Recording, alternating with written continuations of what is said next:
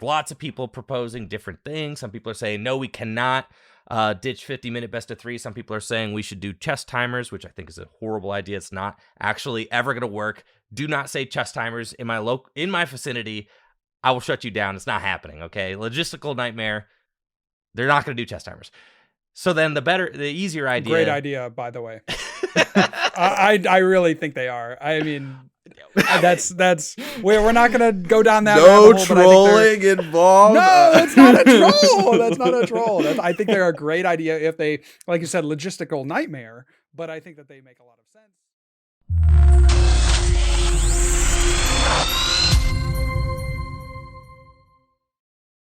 How's it hanging, everybody? Welcome back to another week at Tag Team.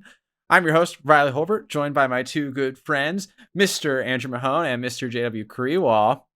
Guys, how's it hanging today? Yo, what's up? What's chilling. up? What's up? How you doing, Riley? I'm doing really good, man. Like I said, over the last few weeks, I've reclaimed my Zen. I kind of lost it towards the end of last week, but I entered this week manifesting good vibes. The moon is waxing. It's almost a full moon. It's a harvest moon. It's a good sign for all of us. So. Yeah, it's almost a harvest moon. Tomorrow night into Friday morning is a harvest moon. I was just listening to this on NPR. And so what's happening is it's the full moon at the moon's closest point to the Earth. Yo. So it's going to be a full, this is big. A brilliant moon. A poggers and moon. It's called a harvest moon because apparently the light was so bright back, you could harvest under the moonlight. Yeah. You could harvest under the moonlight. Wow. I was actually going to ask you why it's a harvest moon. So I'm really glad you had that trivia ready to pluck. I know, dude. Nobody picks me for their trivia teams at the bars, but maybe they should. Longer work days, baby. Longer work days. That's that harvest moon. Right. Let's go. Yes. How are you all doing? What's going on in your guys' life? I'm doing great. I am very excited because last weekend I got to chill. I didn't have to go anywhere, so I've been very busy as of late, and it was nice. I went to a League Cup. I top 8'd it with Zorobox. So sick. On the board with Zorobox this season. King. I wanted to try it and just get it out there and see. Yeah. And I lost to a Turbo Palkia deck. See, that was tough because they could just not use their V-Star power, and then the Raichu doesn't do anything. No. Yeah. They just manually power up their attack. They just Melody every turn and just kind of chill. Yeah. Dude. Yeah. Yikes. So, and then they also have the double cross switcher canceling Cologne. Radiant Greninja, your guys per game, kind of. Plus, they play Lost Cities. Yeah, it just gets gnarly real quick. It was not good. Brutal. I think it was my worst matchup in top 8. But I think also playing Zorobox at a tournament, I think it made me realize that I don't want to take that to a regional. So it was nice. I got the monkey off my back. I don't have to think about it anymore. That's right. Well, burden removed. We had kind of been thinking about that as like a little spicy little deck heading into Peoria. Yes, I mean, it's got cool things. It definitely smacks Charizard, which is really nice because that is now apparently a top deck that we all need to worry about. And we'll talk about that a little bit later in the Definitely. cast. Yeah. How you doing, JW? Hey, good. I this weekend, speaking of you not doing anything, I traveled up to Chicago and went to a wedding, but it wasn't just any wedding. It was an Indian wedding. And it wasn't just any Indian wedding. The Indian wedding probably ballpark, I estimate, I think on the low end, probably $250,000 went into this wedding. Just with all the food, the accommodation. I mean, they do it up big, dude, but it was amazing. So they had a video crew, probably 4 videographers, and they were videotaping the whole day so that during the reception, they could have video playing of the ceremony and things. Oh and my you gosh. just had, I know, it was it just really was like a fan cam. Did they have fan cams, dude? Movie stars. Kind of, yeah. Like someone's going around with a video camera, look, you're on TV, like everybody wins. Well, not quite like that, but it was pretty wild though, and the food was amazing, and of course they got married, which was really nice, and also the wedding part, yeah. Yeah, the wedding was good too, yeah, but everything else surrounding the wedding was impeccable. Awesome. So Well, it sounds like the vibes are immaculate across the board. So I can't think of a better way to continue that than to talk about slow play in the Pokemon community. Who's with me, Yes. guys? So this is the hot thing right now, right? Is timing rules as they relate to competitive Pokemon. So to kind of set the stage for those of you who maybe haven't attended a large tournament in a while, Pokemon tournaments are played in best of 3 50-minute rounds. So you have 50 minutes to complete 3 games, which honestly is not enough for 3 full like participatory games of the Pokemon trading card game, especially like in current day when there's a lot of actions per turn being done. And this sort of naturally calls into question, what is an appropriate pace of play? How can the clock be used and abused? And we have a star of that show, certainly, and some high profile players who certainly allegedly use that system to their benefit. So that's kind of stage setting here. Andrew, you've been sort of plugged into the drama. Lay out what's been actually happening on the ground. Yeah. So I think you set the stage perfectly, and to kind of continue setting that stage, yes, we have 50 minutes best of 3, and the Scarlet and Violet era of the Pokemon TCG is becoming much more nuanced. I mean, in years and formats past, tag team Pokemon GX just kind of slugging at each other, taking 3 prizes at a time. Pokemon VMAX one hit KOing each other for 3 prizes at a time. 50 minutes best of 3 has never been enough for 3 full games of Pokemon, really, but it wasn't as bad during those times, which took up, almost, all of the last handful of years. And then not to mention you have the pandemic years where nobody's actually playing, like very high stakes tournaments. So you don't actually have like the format being picked apart as much as it would be otherwise. And certainly not tabletop 50-minute best of 3, even at that. You've got online tournaments, which timing is pretty much a non-issue. And now we've got these slower decks that are popular, most notably Gardevoir, right? And Gardevoir is definitely the deck that is kind of like at the forefront of the conversation because it is a slower deck with a lot of game actions, and there's like almost no way you're completing 3 full games in 50 minutes. Just straight up, you're just not, right? And the best Gardevoir player in the world right now is Tord Reklev, right? And he just finished in the finals of the World Championships. He had a great run at the North American International Championships as well.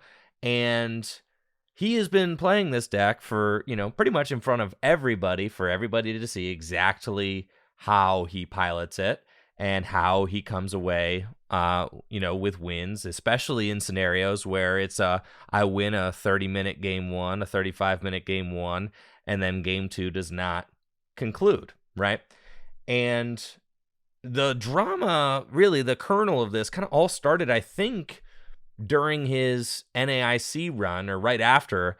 There was a game on stream where he won a long game 1, and then game 2 didn't conclude. And, and questions came up about what is slow play like. In game 2, you're not really playing to like finish the game. and Tord acknowledged that as much on Twitter and said it's a problem with the way that the rules are right now, because the way that 50-minute best of 3 works in Pokemon is that if game 1 concludes and then game 2 doesn't, the player who won game 1 wins the entire set. So he kind of brought it to a head and said it's a problem with the rules, in that the game asks you, a competitive player, to ask the question, what is the slowest legal pace of play? Because at any time in the series, there's going to be one player that maybe doesn't want the current game to conclude because of the way that the structure is set up. So, because the rules beg you to ask what is the slowest legal pace of play, you have the most competitive players in the world, like Tord, who are towing that line every single tournament and asking the question in public, on stream, in front of everybody, for everybody to see and pick apart. And then I don't know what regional championship it was that Tord was playing at most recently, or the special event. Do you guys know what event it was? Was it Lille? Was it Lille? Or Barcelona? Barcelona. It was Barcelona. Yeah, Barcelona. So the most recent, I mean, it's like in this conversation, it's been kind of ongoing since NAIC, with lots of people proposing different things. Some people are saying, no, we cannot ditch 50-minute best of 3. Some people are saying we should do chess timers, which I think is a horrible idea. It's not actually ever going to work. Do not say chess timers in my vicinity. I will shut you down. It's not happening, okay? Logistical nightmare. They're not going to do chess timers. So then the easier idea. Great idea, by the way. I really think they are. I mean, we're not gonna go down that rabbit hole. But I think they're involved. No, it's not a troll. That's not a troll. I think they're a great idea if they, like you said, logistical nightmare. But I think that they make a lot of sense. And obviously, like the most popular game in the world, or one of, chess, uses them. So we could also. But I digress. We don't have to go down that rabbit hole. I mean, I feel like God bless the judges, okay? But like, I feel like judges already got a lot on their plate. The idea of adding chess clocks and thousands of dollars of equipment into the equation, especially when you got junior players and senior players, and you got you don't do it for the lower divisions. It's like a very simple, right? It's a very simple idea. So chess clocks are one of the worst ideas brought up, but there's a lot of different ideas. The worst idea. It's definitely the worst idea that's been brought up. Oh my god! I don't want to derail this conversation, but I do feel like I had to stand up for a chess clock, man. Like, it's very impartial. Like, think of the benefits, right? It's impartial. You get your 25 minutes. You're talking about, how would players like enact it? I mean, I don't know. It's the same as like chess people figure it out. Like, no, it is absolutely. I'm gonna come in here. And Andrew, you can bat later if you want. It is not the same. I'm going to give you a couple examples. Number 1, escape rope. I play escape rope. Okay, do I have to swap the timer over to you? Sure. Number 2, you are checking my discard pile in the middle of my turn, and I need you to return my discard pile to me before I can take my game action. Whose timer is being used during that instance? Okay. Option 3. Number 3. I have performed a game action and am shuffling my deck. I hand it to you. You start shuffling my deck. Whose timer is being used? Okay, checkmate. Okay. Checkmate on the chess timer. Okay. No, I think Riley really hit that one out of the park. And see, so what you're introducing more questions that don't need to be answered. Okay, just like the question of what's the slowest legal pace of play. I will. Well, so like, does it get us closer to fair play? Because this is where this whole conversation is leading to. And now we can kind of go into where your main point here. Yes, is we have 50-minute best of 3. The game is not designed to be a 50-minute best of 3 game. And I think that that's one of the most important points to realize. This is a game that is designed in Japan for 25-minute best of 1 Swiss. That is the way this game is designed, at its core. 50-minute best of 3, for those of you that don't know, is just a tournament structure that was imported from Magic the Gathering to Pokemon with almost no changes. It is not a structure that fits our game. It just is a structure for the most popular trading card game, which is quite different than Pokemon if you've ever played them. There's almost no deck searching. There's very little shuffling. I mean, and games just go much quicker, They just do. The flow of Magic and 50 best of 3 is great. It works fantastic. And but then, is single game Swiss, that's not without its own problems, but I think it is worth noting that is how the game is designed to be played, with all of the RNG and everything that comes with it. That's just part of the Pokemon TCG experience from the way that it is designed. You may disagree with that, but that is how the game is designed in Japan. So then Tord proposed after Nationals that you try a 50-minute 2-game series where each player gets to go first once. You flip to see which player goes first, and then you are awarded 1 point per win. So both players are incentivized to try and win, because if you win twice, if you win twice, you get 2 points. You win once, you get 1 point, right?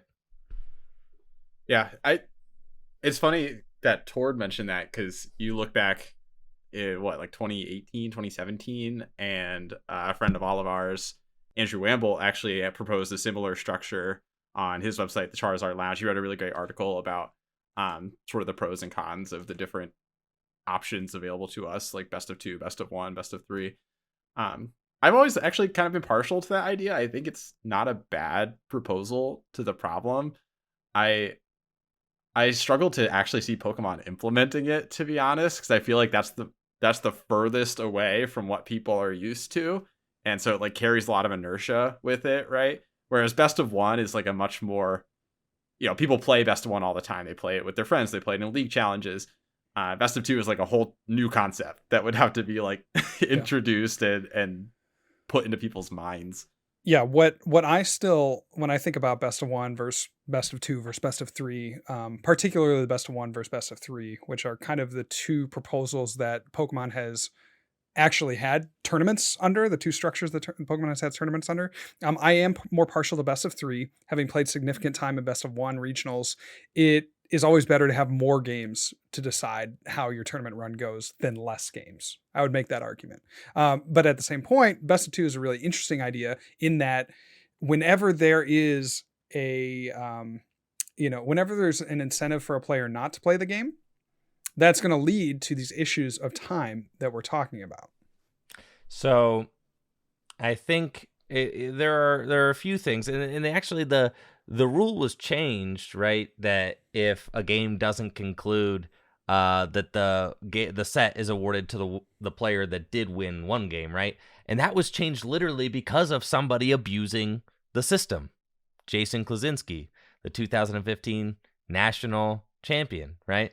And the reason it was changed is because Jason was playing against a deck that he could not beat the traditional way.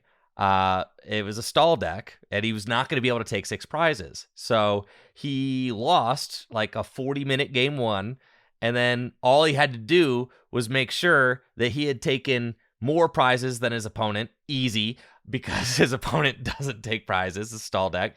He just had to make sure he had taken enough prizes. It's like take 4 prizes or something. 4 prizes. Had to take 4 prizes for a game to conclude. Yes. So, and that seems it's like you could see why the rules were that way, because you're incentivizing the player to conclude the game or to get as close to finishing the game as possible in the set legal amount of time. And then since Jason had taken 4 prizes when time was called, right, and didn't get decked out before time was called, then it goes to sudden death, where Jason obviously just wins, right? Well, and the thing about sudden death that was bad back then was that you didn't actually set out 6 prizes. You set out 1 prize. And the problem with setting out 1 prize in sudden death back then in 2015 U.S. Nationals was that there was a card called N, which is similar to Iono, where you would shuffle your hand in and draw 1 single card. So obviously a stall deck is going to struggle having 2 cards to start their turn, which is exactly what happened. Wasn't able to get up enough stuff, and then Jason takes the prize to end the series. Right. And so when you start thinking about 50, and I bring that up because it's just a great story, and it's great lore for the history of our game and how the rules got to where they are. But you bring that up because I think it exemplifies perfectly why best of 3 just isn't working in our game. You try it this way, where it's like, okay, well, we're going to nix the whole, like, you win a long game 1, you win the set strat, right? By making it so that the player who maybe is close to winning game 2 wins, and then you have to go to sudden death. It's like, that's a lot. We can see why that didn't work. So then you kind of have to have the long game 1 strat, but then you got players who win a 30-minute game 1 are just gonna be like, all right, shut it down. Game 2's not happening, baby. Yeah.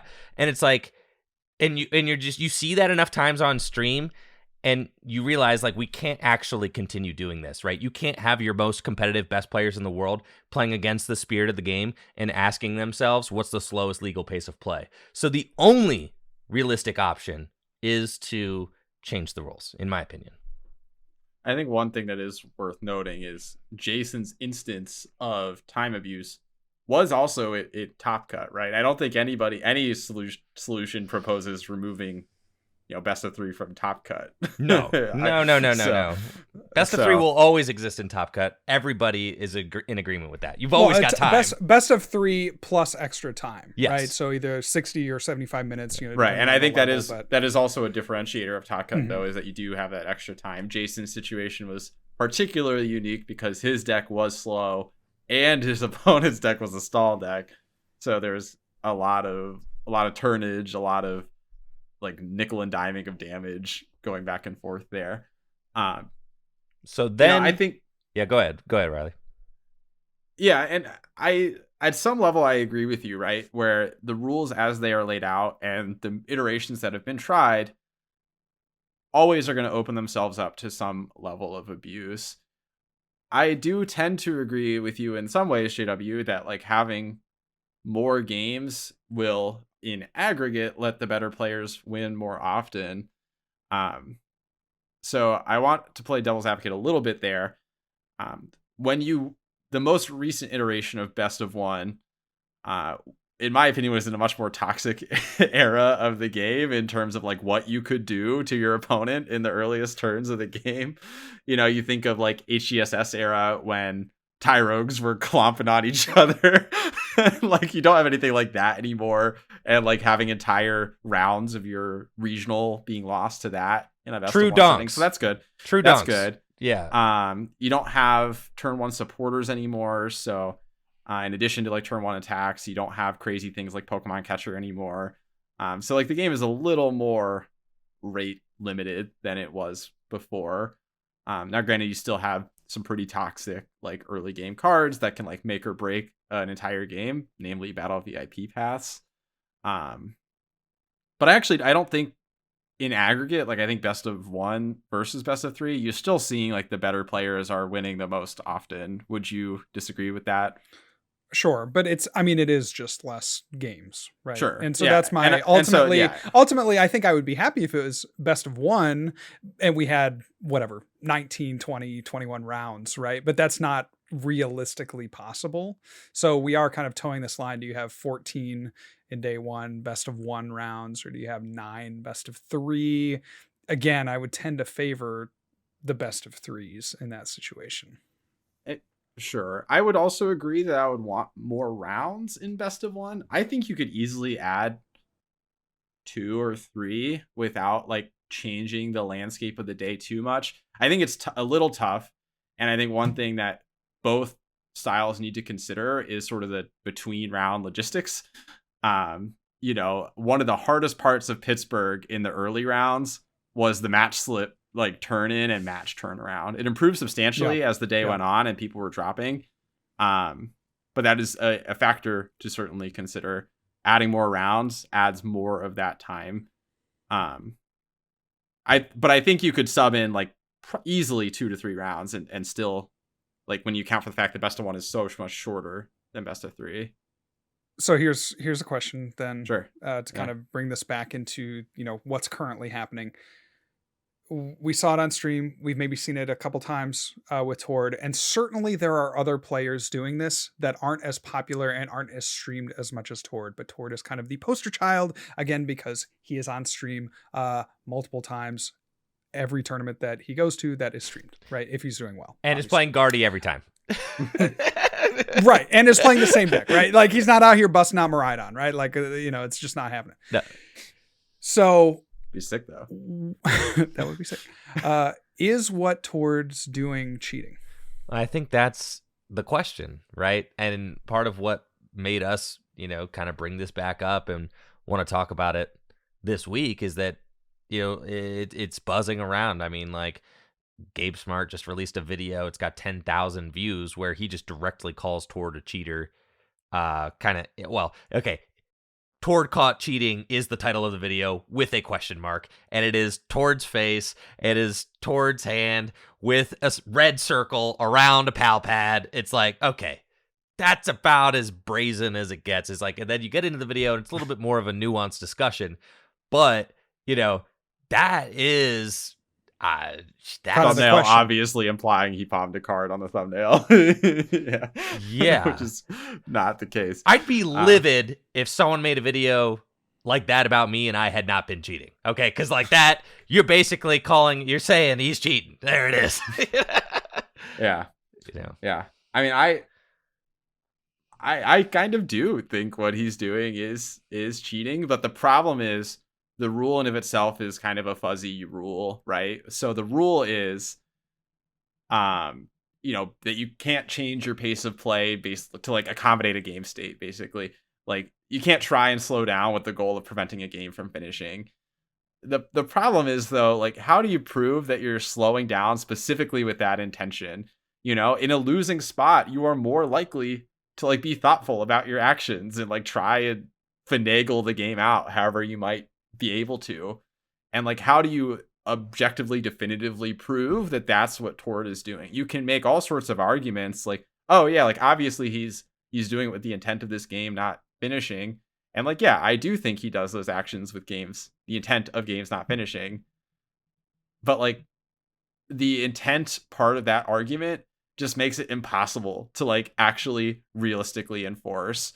And so I guess like the follow-up question becomes, is there even a possible rule set around slow play that doesn't involve chess timer that is enforceable, right? Is it ever possible to like truly enforce like this kind of game behavior? No, it's not. It's not. I mean, you think about sports.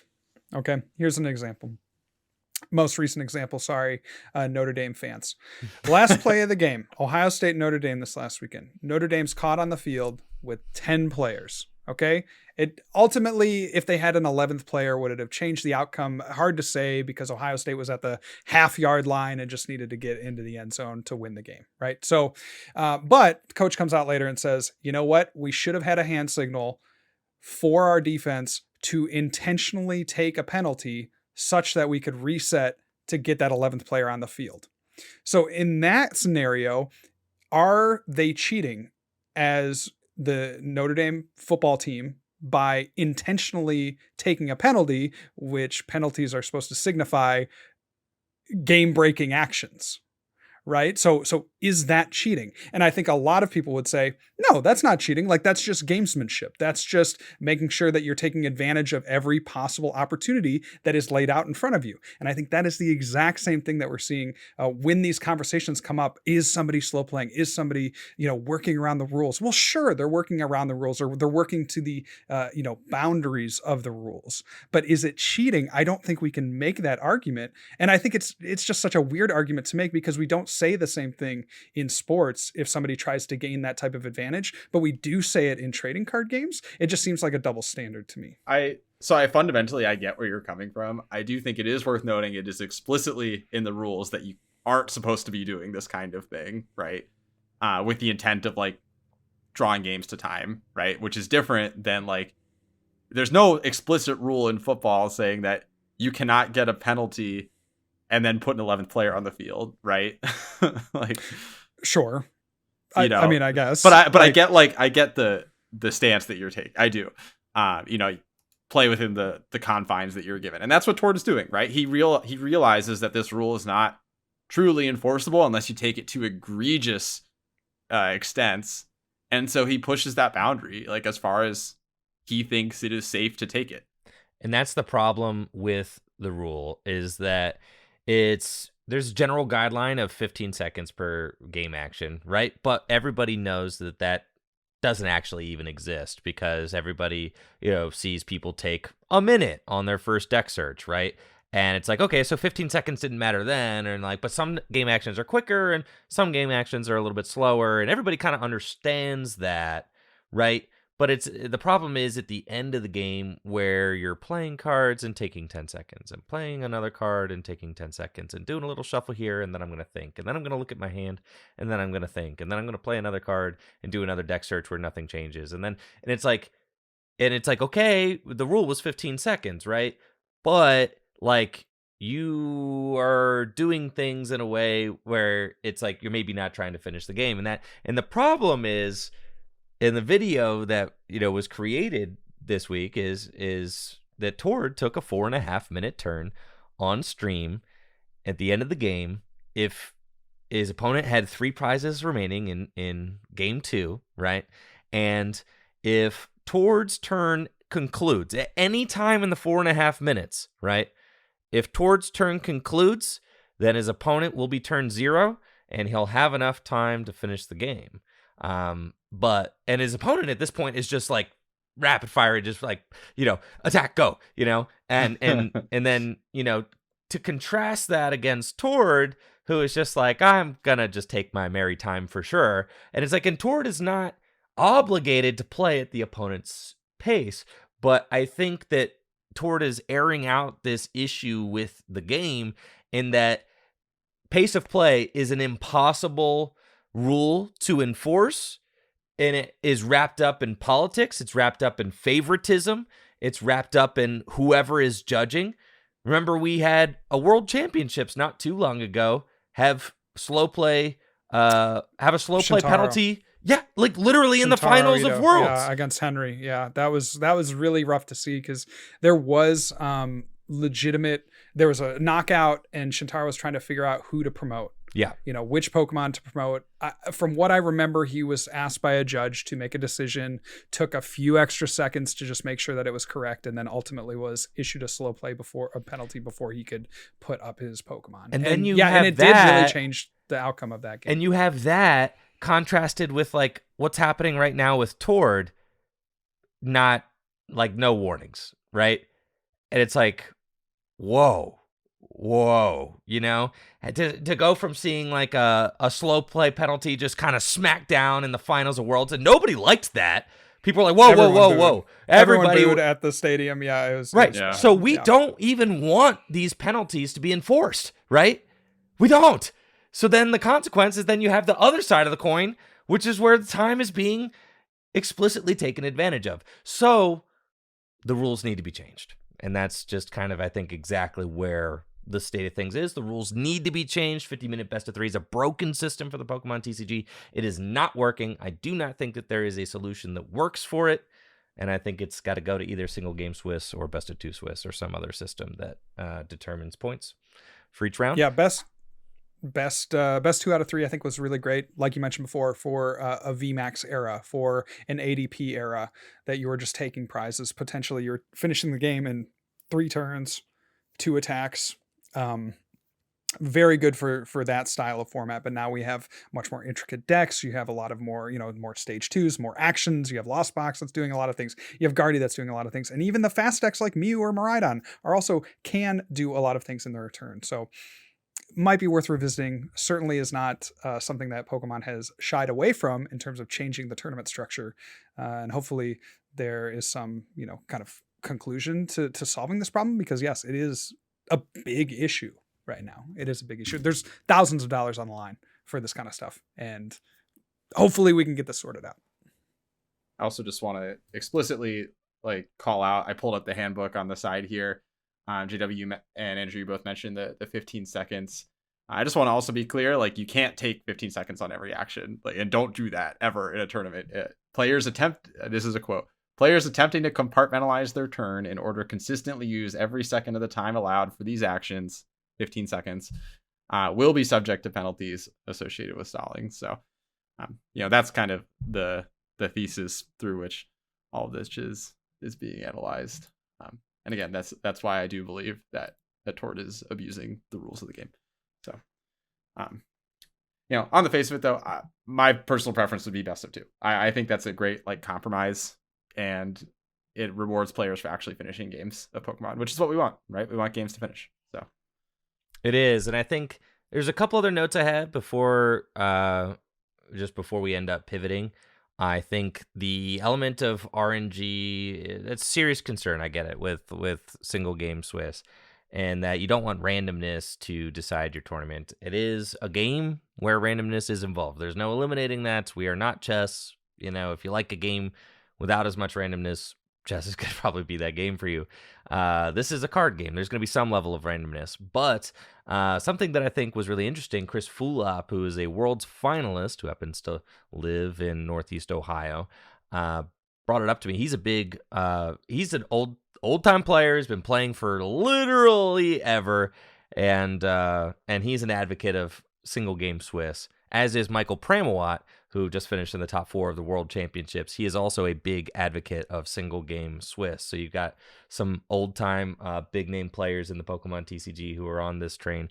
And I was chatting up Chris Fulop at a League Cup the other day, and he said, yes, you have a little bit more RNG in your individual matchups, but if you get to play more rounds, say you get to play 12, 13 rounds of Swiss, right? Your matchup variance is decreased. And what happens is if you're only playing 9 Swiss rounds and you hit 2 bad matchups, that very much defines your tournament experience. Whereas if you're playing 13, 14 rounds and you hit 2 bad matchups, that does not as much define your tournament experience. So that really hit home for me. You know what? Like, actually more rounds, getting to see more different decks is going to give you a better spread of the room more often than 9 rounds will. So, and I thought that was a pretty compelling argument for me. Yeah. So I mean, I think this is a really interesting discussion. I don't think it's going to end anytime soon either. I think as the Scarlet and Violet format in particular continues to go on and we get more of these evolution cards, it's going to force people to think more and more about, what time really means in the Pokemon trading card game. Shifting gears a little bit, there was a regional this past weekend over in Brazil, and I don't think people were ready for the makeup of this top 8. GW, can you lay out what things look like in the top 8 of Curitiba? Yeah, pretty normal for the most part. You got a Gardevoir deck. Nothing crazy there. You got one Gardevoir is expected. Yeah. Lost Zone Giratina. Nothing crazy there. Okay, an Arceus deck that, that's kind of fallen out of favor recently, but certainly, NAIC. We had an Arceus Umbreon deck up there at the top too. The rest of the decks, all Charizard. 5, to be clear, 5 Charizards in top 8. So, completely insane. Yeah, and it was very interesting, right? Because you had 2 separate Charizard lists. There's the one that came out originally, popularized by Andrew, which was this Arceus Charizard Pidgeot deck. And you're using Arceus to get going early, maybe set up a Pidgeot, which is going to, snowball you into the late game as you're continuing to search out any specific cards. The idea there is just that, maybe Charizard could even power up an Arceus. You can get that turn 2 attack a little bit easier. And just there's all this synergy with searching out cards from the deck that everything just kind of works together to... Early game is set with the Arceus, and then you have the late game with the Charizard as your attacker.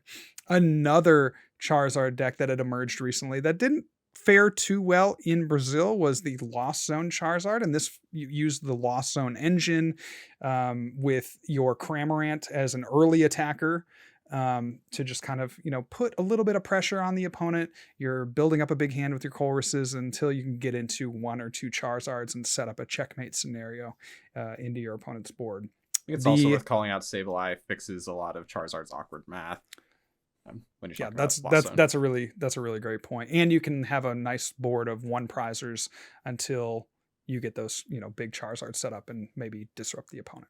The deck that we have to call out, and you've probably already seen this if you watched any content on YouTube, because this is a very novel way to build Charizard, but it is, kind of taking that core of Charizard EX and the Pidgeot EX without the Arceus. So there are some players that had decided the Arceus was just not really fitting in with the synergy of the deck, decided to cut it in favor of, really, you look at the list and it's like favoring Arven for that search, favoring the Forest Seal Stone to attach to either a Lumineon or an Entei V as kind of a kind of an in-between, right? Of like not having Arceus versus having Arceus. And maybe there's this middle ground of like Arven and Forest Seal Stone that acts somewhat like it, that gives you a little bit more versatility in some of the other cards that you can play.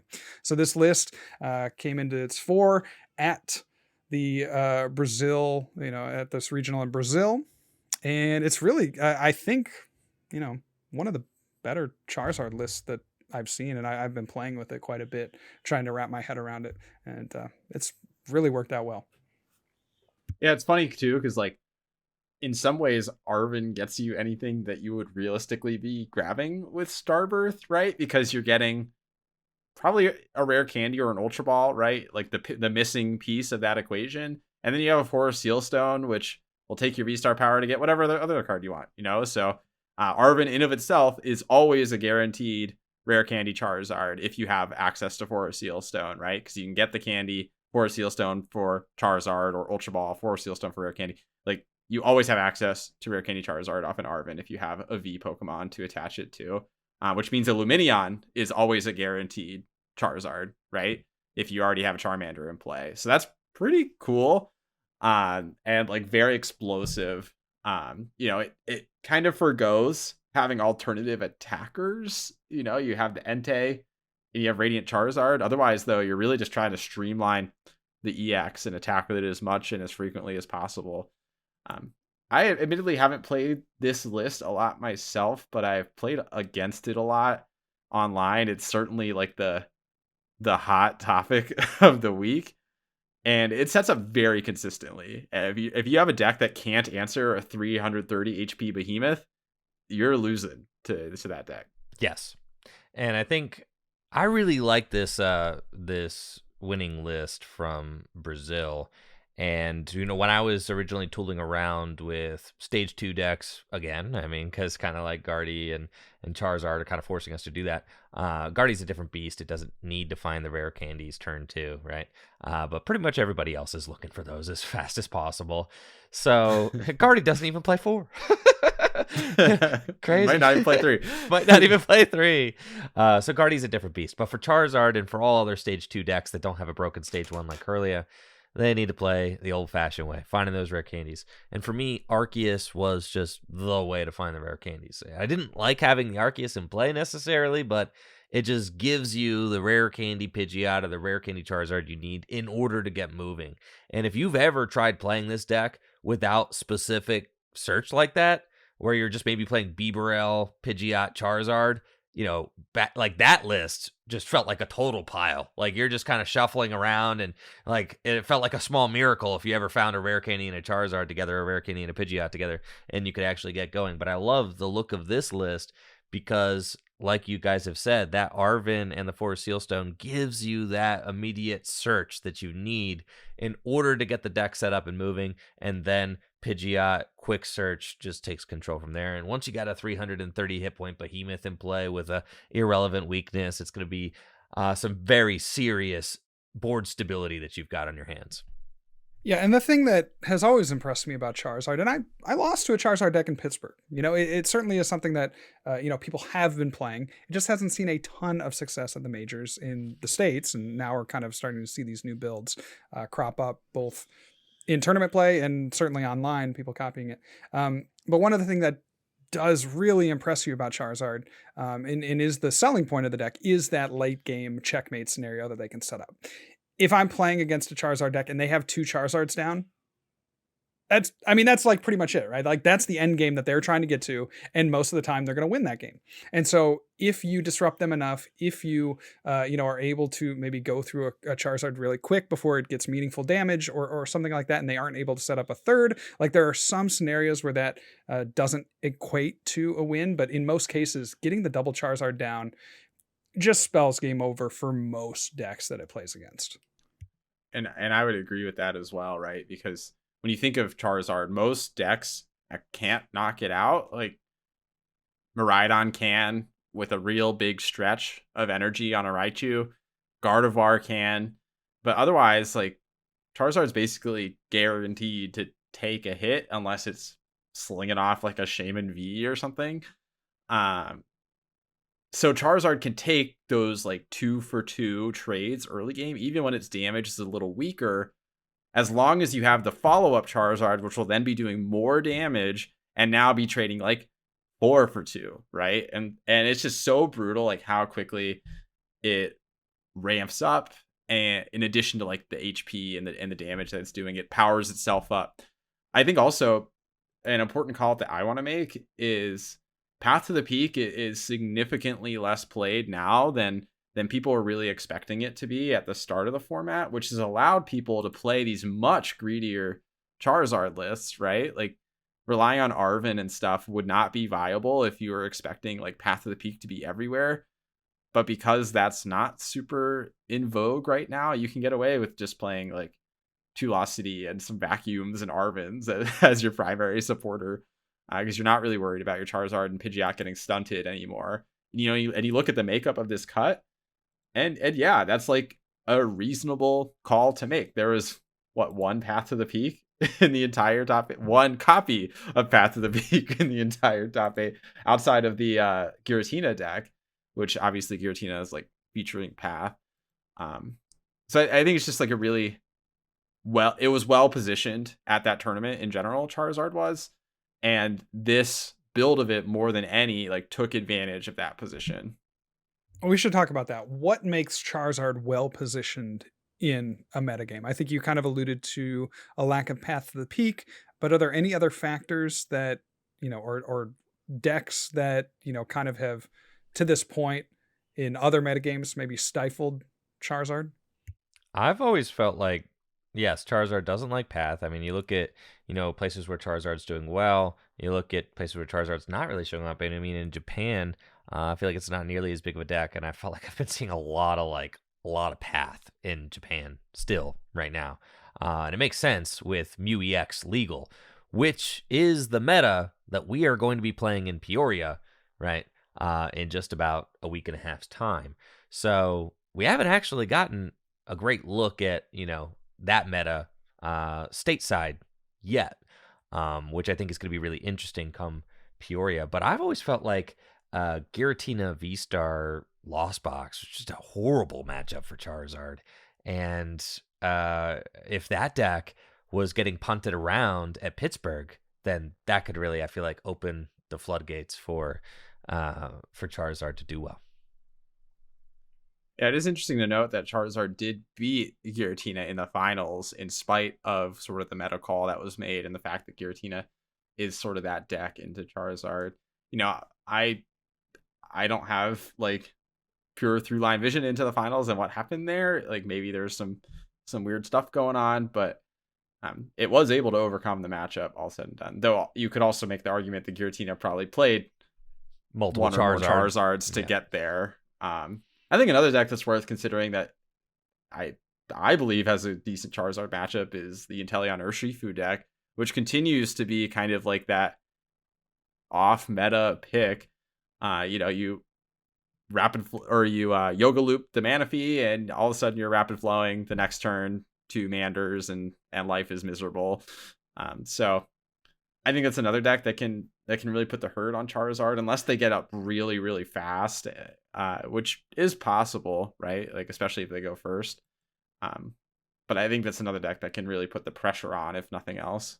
Well, you mentioned going first with the Charizard deck. I think there's actually a lot of scenarios that you don't want to go first. And this is kind of, sure, some similar logic with that we've had with Miraidon, but and Lost Zone decks as well. And Lost Zone decks. There might be a reason to go second in certain matchups, especially where your opponent can take quick early prizes with Charizard, because you have your 4 VIP pass, and then you have your 4 Arven. And I look at those cards as being very, advantageous to you going second, right? Because if you don't start a VIP pass, you can Arven for 1. If you do have a VIP pass and an Arven, then you just have a full board. Because what I've found is going first, if you don't hit that VIP pass, you're hurt. You can be in a world of hurt. And there's not a lot. And we think about like Gardevoir. That's a deck that does want to go first, and that also plays Battle VIP Pass and also is a stage 2 deck. But there's a litany of other ways to fill the bench on the first turn without Battle VIP Pass. Of course, you have Ultra Ball. That is kind of a tough one in Charizard because you're getting rid of resources that you otherwise want to keep.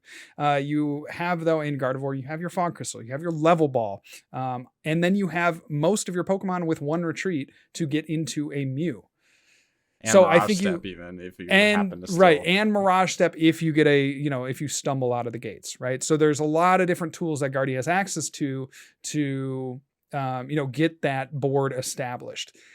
Charizard, I think one of the weaknesses that I haven't really heard people talk about, but the more I've played the deck, the less that I've wanted to go first against very aggressive decks.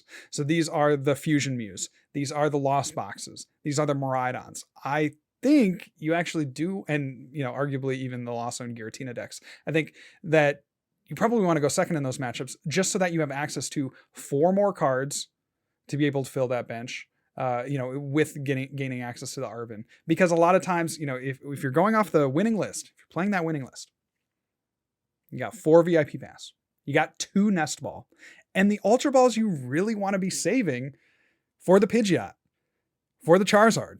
You don't want to be wasting those first turn of the game, depleting your own resources in hand to try to get your board set up. It's kind of, it gets really awkward. If you haven't played with the deck, I think there are some strong situations where certain matchups say you want to go second. Playing Zorobox at the Cup this weekend, by the end of the Cup, I had realized that pretty much against every single deck, it was optimal to choose go second.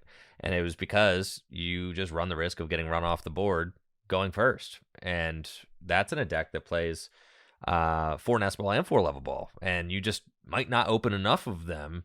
And then all of a sudden you have like this super weak setup. But having access to your supporters turn 1 just changes it and allows you to really have a more explosive setup and allows you to I think it really boils down to, does this deck want to play a supporter card before the opponent starts attacking? And I think a lot of decks are going to start answering yes to that, which means you would want to choose to go second because there are plenty of decks that can attack turn 1 in the format now. Yeah, right. Absolutely. That's fair. So I think another interesting development from Curitiba is the complete absence of Lugia after Lugia performed so well stateside. Was Lugia just a knee-jerk reaction in the States? I also think back to like Worlds Day 1 where Lugia was super popular and also didn't perform well. Is Lugia just not worth people's time? Why is it just continuing to not put up numbers despite even having deep runs in Pittsburgh but getting obliterated by Jesse? I think no one actually likes playing Lugia. I'm going to put that out there. Nobody likes Lugia. And for that matter, nobody really I think there's loves... a couple Nobody really loves... Nah, and even the people that do I liked tolerate it... a couple they're formats ago. The aroma flips and the Mesagoza flips. I mean, it's enough to make it. And then the discards with the Tyranitar. Holy smokes! I mean, you're really just spinning the wheel, and it feels really bad. There's not a lot of players I know who have a tolerance for that level of RNG in their RNG game. So I think it's a combination of that and a combination of the fact that the deck just ran home with its tail between its legs right after Pittsburgh, and it's like, who's roaring to pick up? Did it though? I mean, Yes. a top 8 and a top 4? Like, Yes, is that but just like, got it ran smashed home publicly by Miraidon, and then Miraidon was a huge percentage of the field. Like, who wants to be be fair, Lugia? getting smashed by Miraidon is a bad look. Think of like the morale. Like, you were going into Pittsburgh thinking Miraidon's not real, and then the boogeyman is real. Oh God, he's real. Yeah, I feel that. So I guess the follow-up question is like, is Lugia gonna stay in its grave at Peoria, or is it gonna reemerge stateside? It feels like there is a little bit more favoritism towards Lugia in the States versus other regions. Well, we saw it do well in Japan, right? It was the runner-up of the 3,000 person tournament, losing to Miraidon. Go Don. But I mean, it is the deck that can abuse the new best card. Yes. From the best card from the newest set, I should say, in Mew EX, which True. a lot of players really like. It's tough to see it going in every deck, but the decks that can abuse it, I think it's going to be a stellar addition. And I think Lugia just fits that bill, right? It has all the pieces to make Mew a meaningful card and help it swing a lot of these matchups.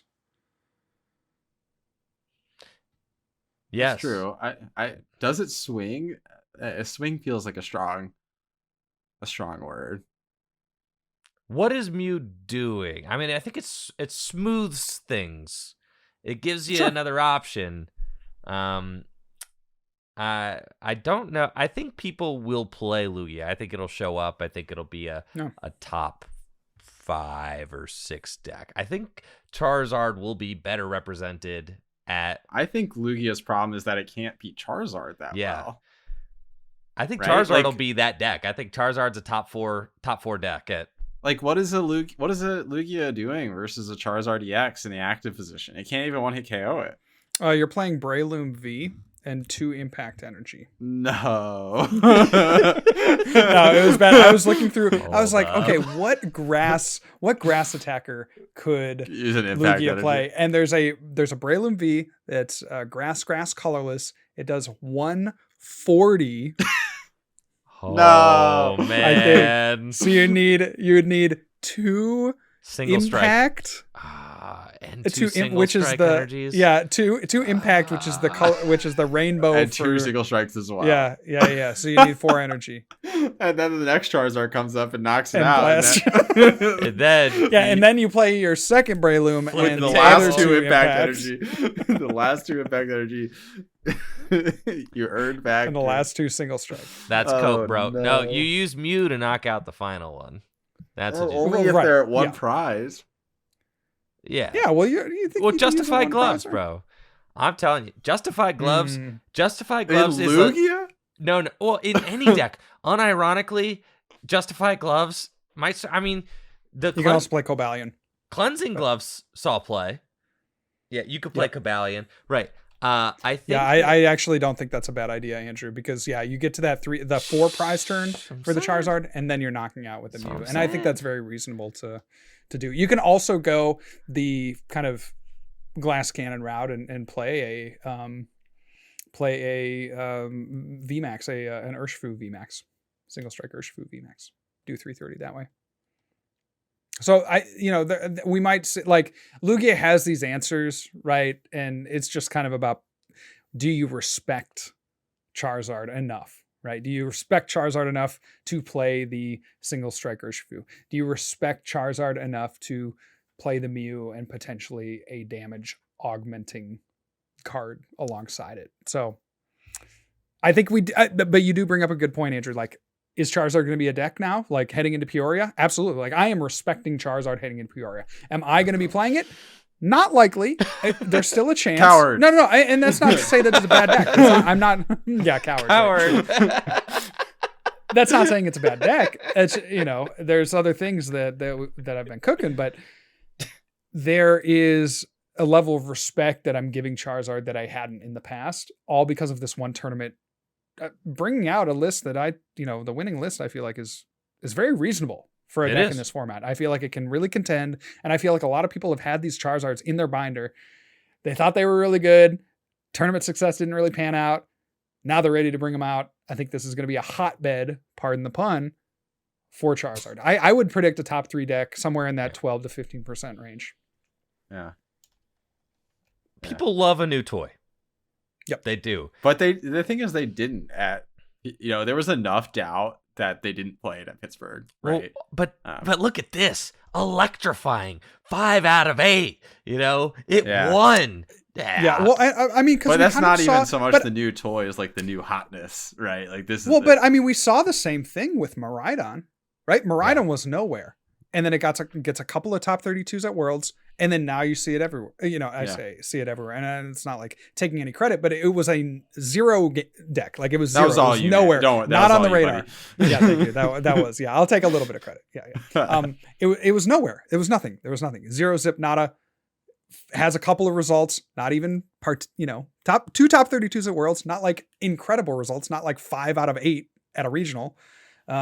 And it's still, okay, people have opened the floodgates, right? Sometimes all it takes is one player or 2 players to have a result with a deck to legitimize it in the eyes of the masses. And I think we'll see that with Charizard. I'm with you. I'm just saying it's not quite new toy syndrome in the fact that it's not just like Charizard just came out and people are rearing to play it.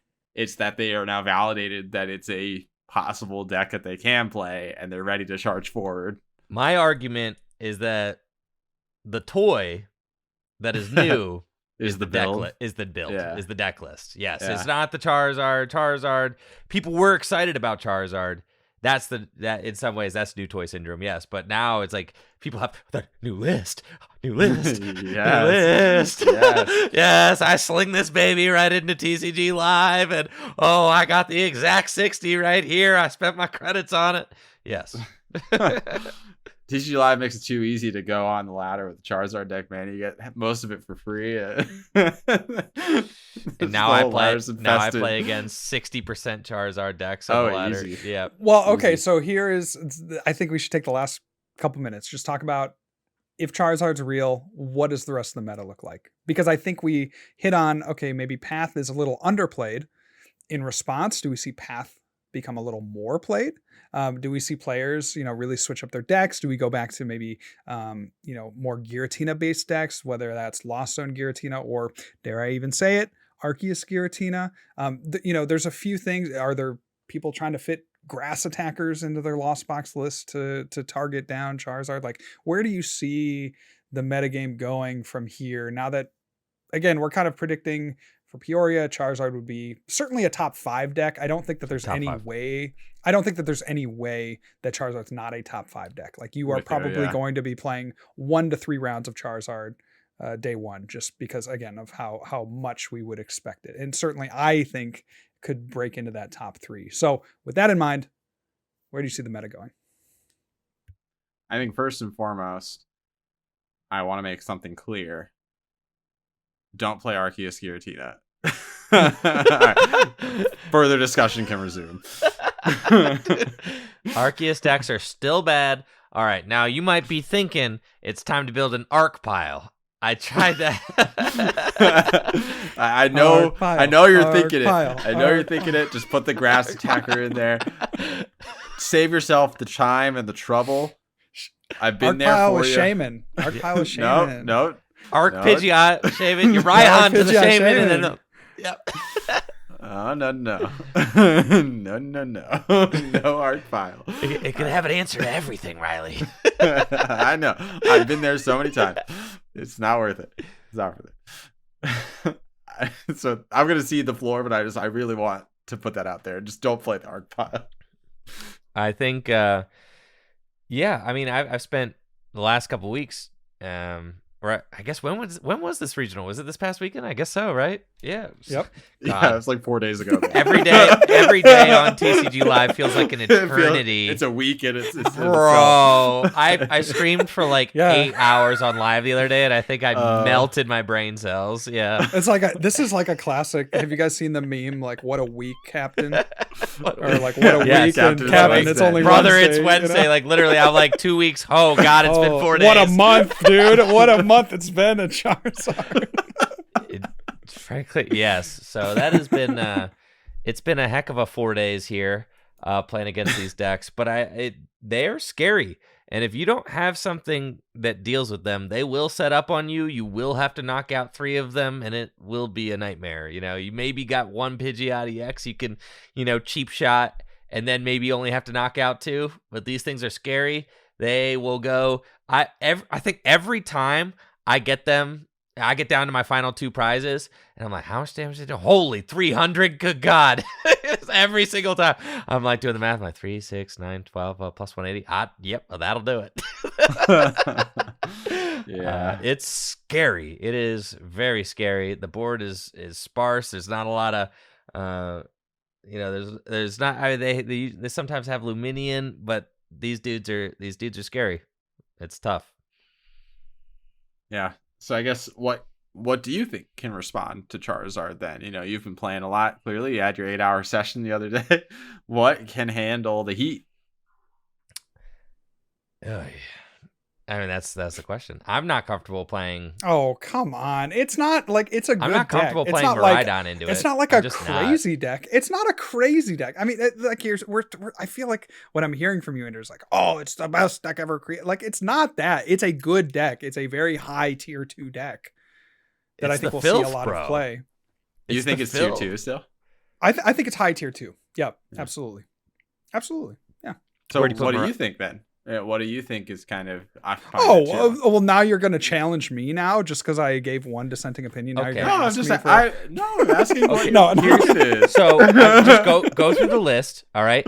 I'm not Yeah. comfortable playing UV Max into this Charizard realm. Okay. Here's what I'm thinking. Okay.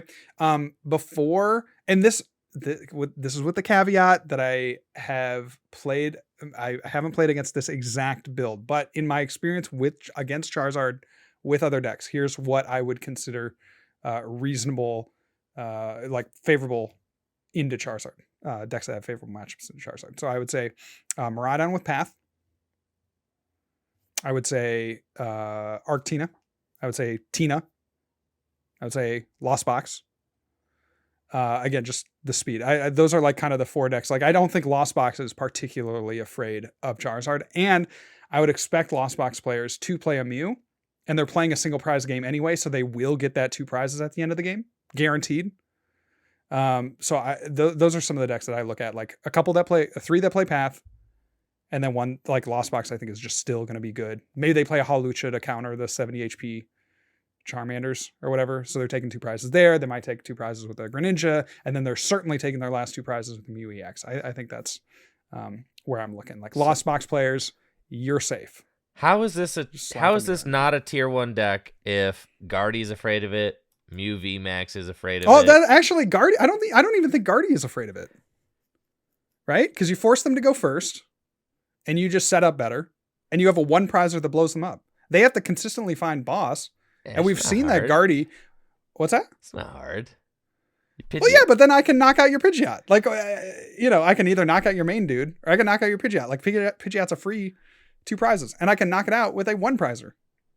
Right? Like, this is the game plan. I neglected to mention Guardy, but I do feel like Guardy has a solid matchup into Charizard. Again, especially like going second, and if they brick, which just try it out, like go second or go first with the Charizard deck that has been winning.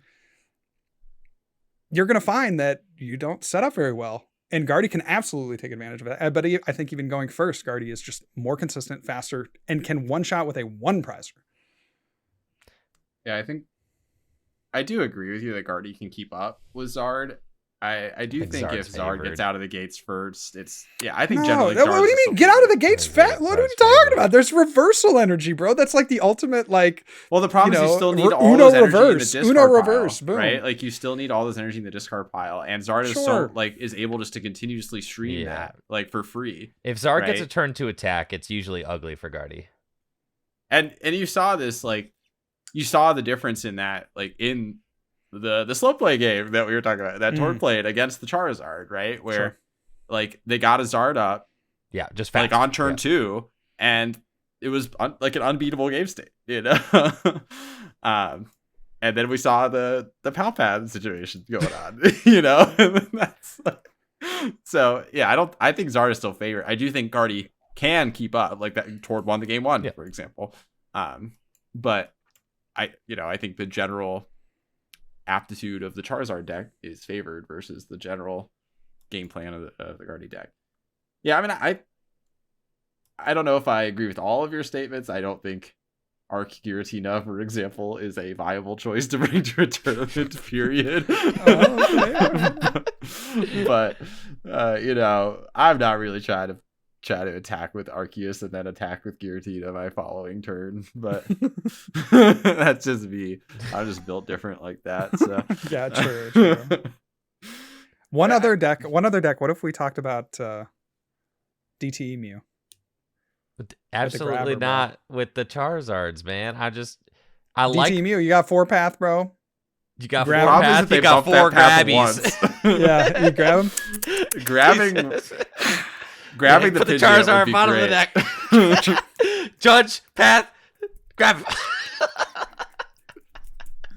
JW, be honest. How many games have you played with Grabber? You were so excited for it last week. Yeah. How many games have you played with Grabber since then? 10. That is. I think I'm at pretty like low. Pretty low, buddy.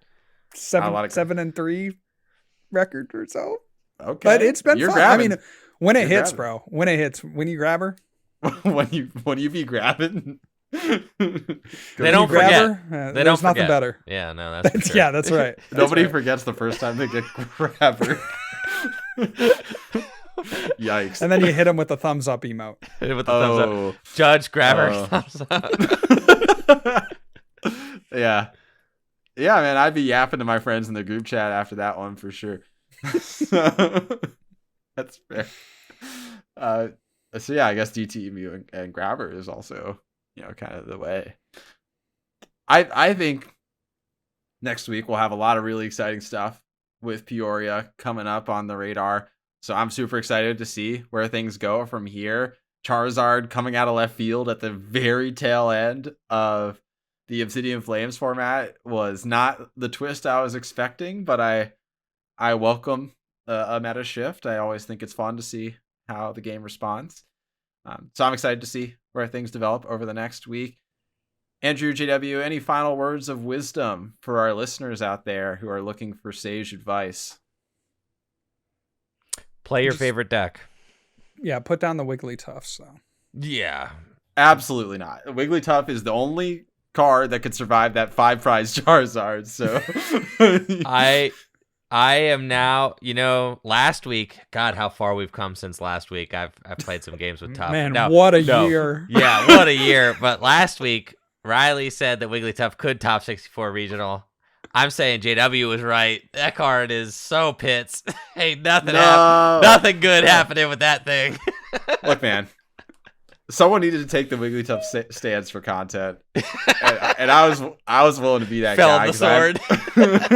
Because I had the talking points ready to go, so I'll stand by them too.